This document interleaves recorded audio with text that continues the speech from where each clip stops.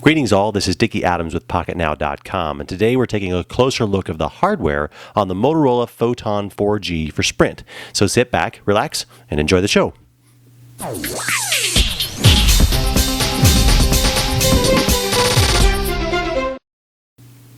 The fit and finish on the Motorola Photon 4G is very, very solid. This device feels really good in the hand. The rounded corners are really nice. Feels a little weighty. It doesn't feel like it's too lightweight, so it doesn't feel like you're going to throw it someplace. Overall, a great device in the hand. The only complaints that I've run into are the finish up here on this kind of chromed edge, and right here along this edge here as well have taken some abuse due to other objects in my pocket and have scratched very easily. The screen has stayed very resilient, considering that it's using Gorilla Glass, even with this little kind of lifted edge here on the sides. But just some scraping here, so just know that if you put it in your, if you pocket your device without it being in a case in your front pants pocket or otherwise where there might be keys or a knife or other, other sharp objects, just expect that the fit and finish around the outside may get damaged a little bit. The dual-core NVIDIA Tegra 2 processor, 1 gigahertz, is very, very snappy on this device. I found it to be works admirably, and for the additional processing power, you get a lot of functionality out of this. Now, on the home screens, on the other hand, and I know that this was kind of mentioned in the unboxing review that it seems slow, I find that it mostly has to do with the number of widgets on the screen, and after we get through the software review, I'll take some of these off and we'll comment on the full review how fast the home screen was in comparison. We'll talk more about it in the software review as well. As far as buttons and levers and otherwise on the Motorola Photon 4G, you've got the 4 capacitive buttons on the front. They're very responsive. I had no problems moving back and forth between areas or the speed they're in. There's a little bit of animation that happens there, but really it works very, very quickly. On the top is our power button, which I had no problems with using or having it cause any issues for me. On the side is the volume button, and they're textured a little bit, as I mentioned in the unboxing review, which is really nice when you're trying to find the buttons. The action on these rockers is very smooth and has a nice click.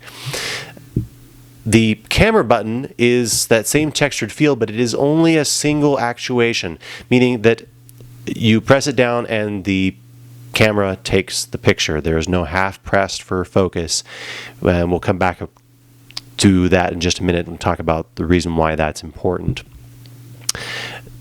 Outside of buttons, but more ports, you have the USB and the HDMI ports on either side here, and if you've got other Motorola accessories such as the car dock, as long as you have the adapter that fits this particular device because of the rounded corners, it will work fine in that device. I used this particular device on the Motorola, or the Droid 3 from Verizon. I just used the adapter for it. It's the car adapter that I had, even though that this came with a car adapter as well.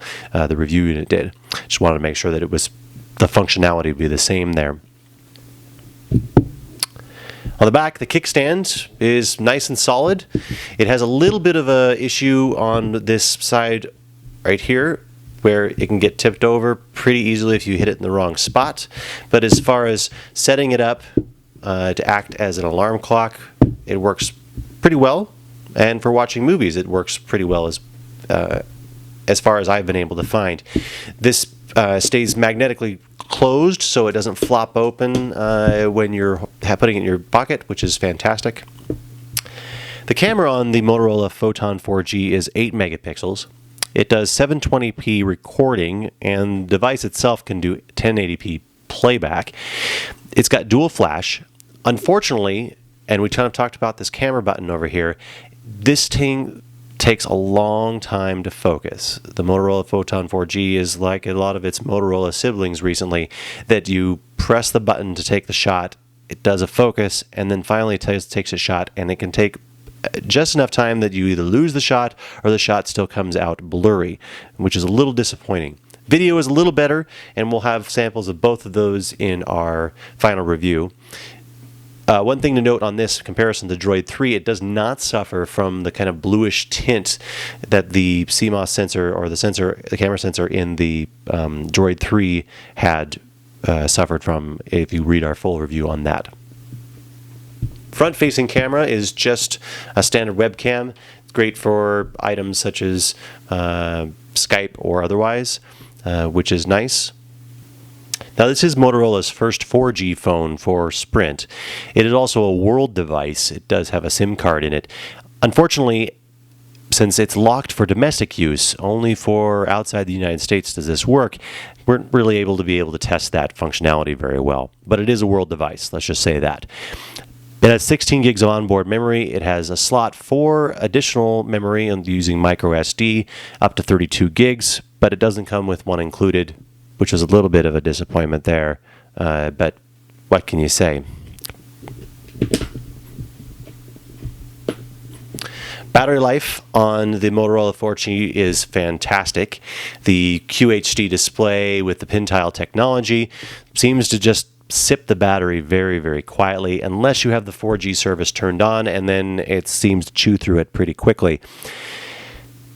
Overall, I found with phone calls and average daily use, I'm getting easily a day or day and a half of power out of this compared to my Epic 4G, which can barely survive a day. Of course, the 1700 milliamp hour battery does help with that.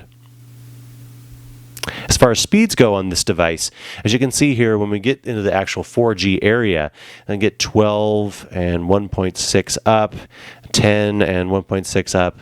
Good speeds. When it switches over to 3G, the speeds are as one would expect for a 3G on the Sprint network. And again, with the 4G service, it's about the same as I found with every other 4G device on Sprint's network. Speeds in the high range if you're close to a tower. If you move further and further away, you either lose the speeds completely, or even if it's on the map, sometimes it won't give you a signal, such as nearby to my house. It shows that we have 4G service here, but unless you're standing in the middle of the street 2 blocks away, you can't actually get signal that can stay and actually transmit data. Compared to its sibling on the Verizon network, the Motorola Photon 4G is slightly longer than the Droid 3 and a little bit wider. It's just a fraction, just a hair thinner than the Droid 3. It is noticeably thinner to the Epic 4G on Sprint. Here. Weight-wise, it's a little lighter than the Droid 3, a little heavier than the Nexus S. Feels good in the hand, as we mentioned in the beginning, so the weight really isn't too much of a factor at all. I do like the 4.3-inch QHD display, and my only complaint with it is because of pin tile technology. When you start zooming in on when you start looking very close rather on small text, such as we see here, and you start scrolling up and down quickly, you get a lot of ghosting. And up here in the battery media area, solid colors, you can see the pixelation very clearly. Additionally, the blacks aren't really as black as they could be, and that does have a tendency to change the color when you're looking at images on this phone. That said, the viewing angles on this device are fantastic. It's easily seen from all angles, and in the sunlight, it performs just like the Droid 3, easily seen in bright sunlight, which cannot be said for most of the AMOLED screens that are out there today. That wraps up our closer look of the hardware on the Motorola Photon 4G for Sprint. If you have any comments or questions, leave them below. If you have a question you would like to specifically answer about the software, which is the video review that'll be coming up next, leave us a comment below and we'll try to address that question very specifically in the next review. Thanks for watching.